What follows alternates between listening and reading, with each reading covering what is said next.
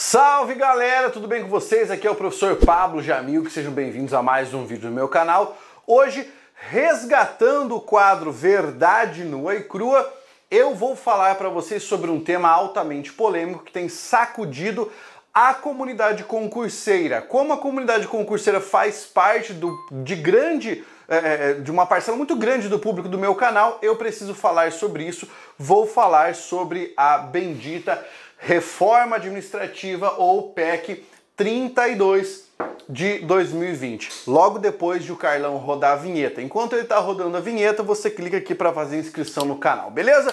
Vamos lá então, roda a vinheta, Carlão!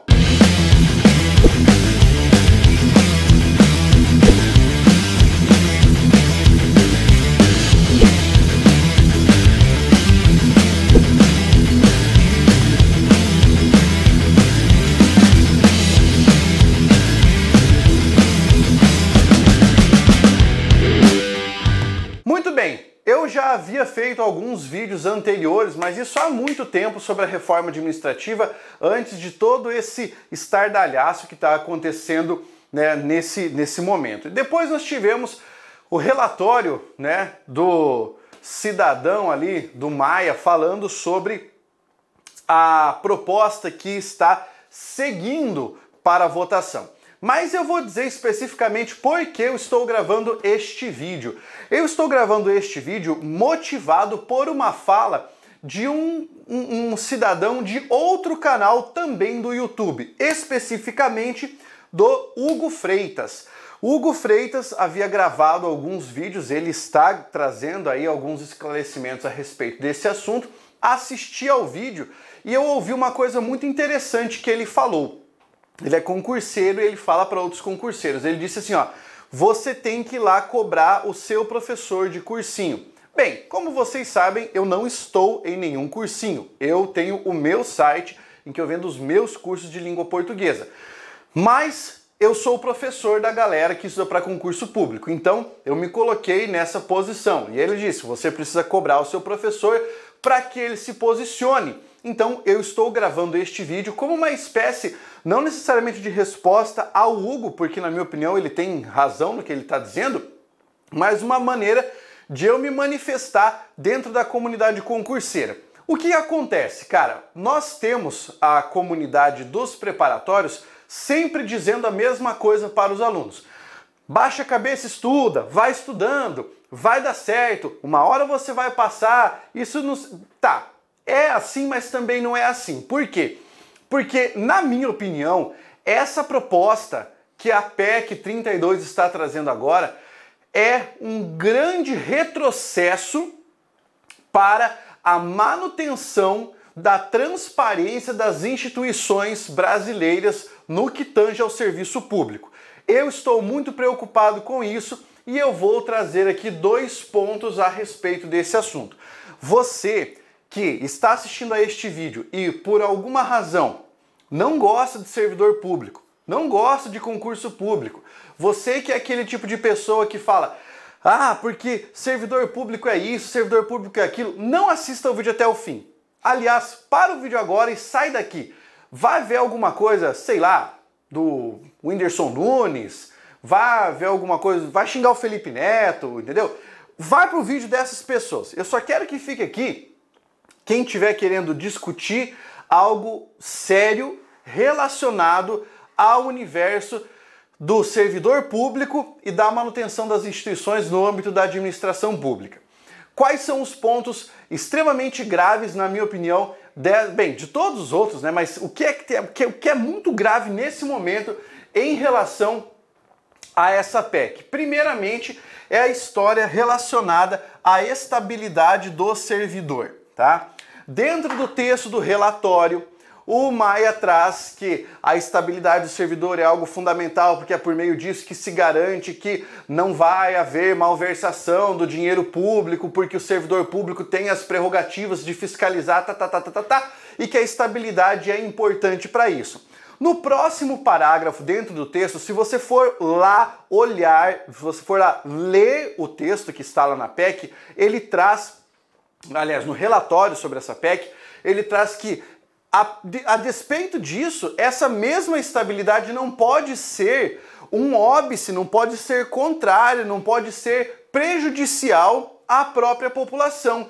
Porque se a estabilidade estiver a favor da população, não pode ficar contra ela. O que ele quis dizer com isso, mais ou menos?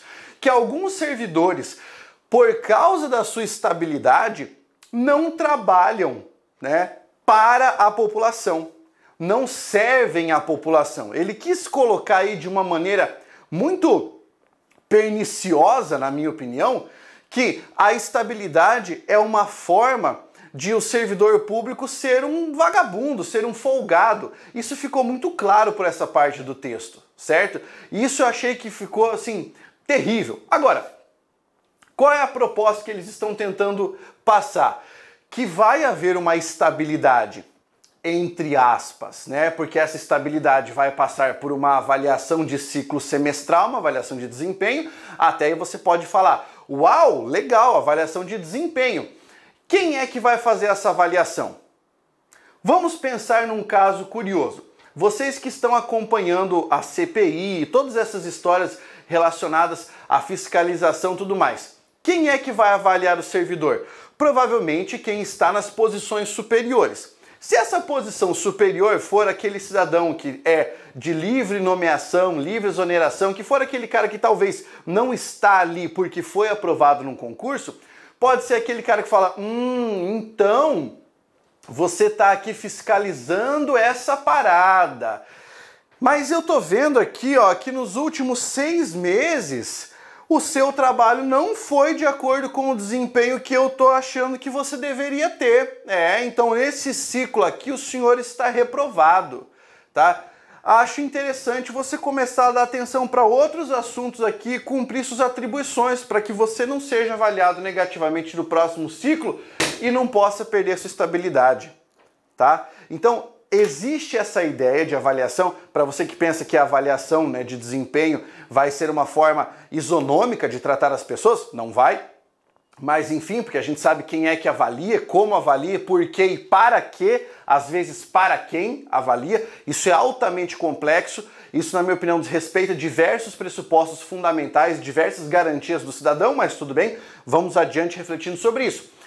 Existe a possibilidade de você ter ali o que eles chamaram de estabilidade por 10 anos. Depois desses 10 anos, pé na bunda, já era. Então veja a diferença. Alguns servidores estudaram, foram aprovados em concurso público e têm a sua carreira ali no serviço público, certo? A partir de determinado processo agora, essa estabilidade vai ser uma estabilidade de 10 anos, se for aprovado o texto dessa forma. Esse período eles ainda podem discutir, né? Mas ainda se obedecer a essas avaliações de desempenho, tá? Então já ficou uma situação bem diferente para a pessoa que pensava na estabilidade anteriormente, né? Mas também vamos pensar nesse critério de, é estabilidade, mas ela é estabilidade por um tempo determinado. Esse é um ponto muito grave, na minha opinião, que deve ser duramente combatido.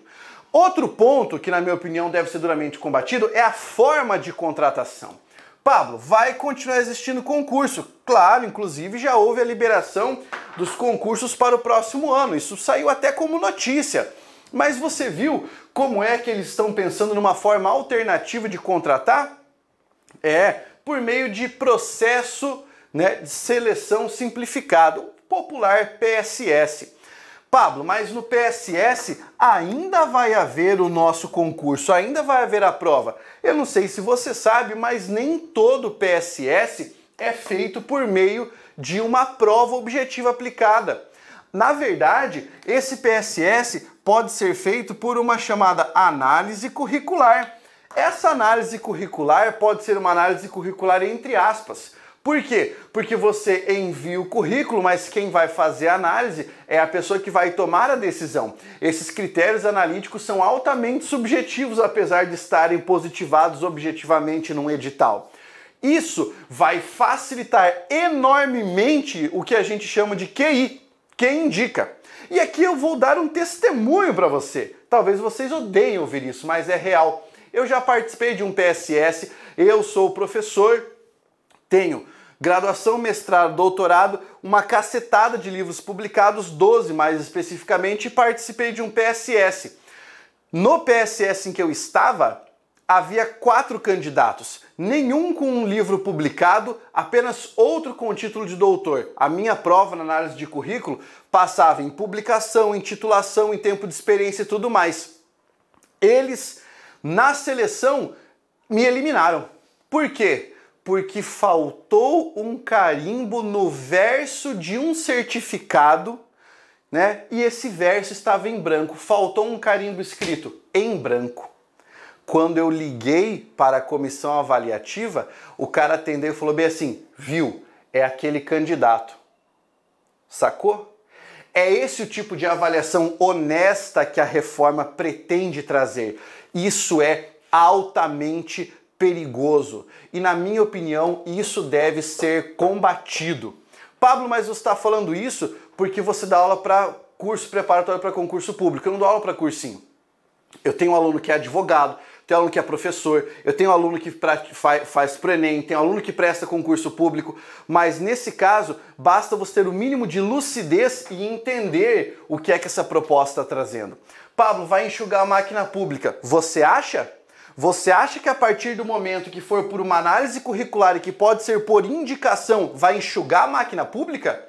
Quantas pessoas serão colocadas na máquina pública sem terem a competência para serem aprovadas num concurso público? Milhares, milhares. Quantos casos de tráfico de influência, de nepotismo, de coisas que nós tanto lutamos para que desaparecessem no Brasil, quantos casos vocês acham que vão voltar à vida? Fica essa reflexão aqui para vocês, beleza? A ideia é, posicione-se, combata essa parada. Eu não concordo com isso. Como cidadão, eu tenho direito à manifestação. Manifeste-se contra essa escabrosidade que está para ser aprovada no nosso país. Um abraço, até o próximo vídeo.